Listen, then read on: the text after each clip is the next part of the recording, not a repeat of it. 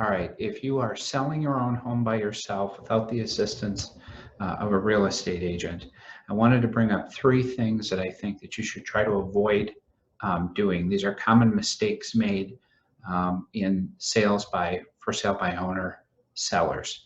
The first thing that you shouldn't do is accept an offer to purchase on a property when no money has been put down as earnest money.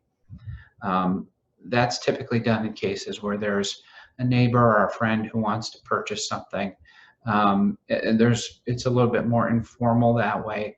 The problem is one of the reasons why you put earnest money down is to protect yourself as the seller in the event that the deal could fall through because you're potentially going to incur costs as part of this prospective closing. So I would avoid entering into any type of offer with the other side where the buyer is not putting at least a nominal amount down as earnest money. The second thing that you should avoid doing is rushing through the real estate condition report. Most sellers under state law have to provide a condition report to prospective buyers that will tell them about potential defects to the property.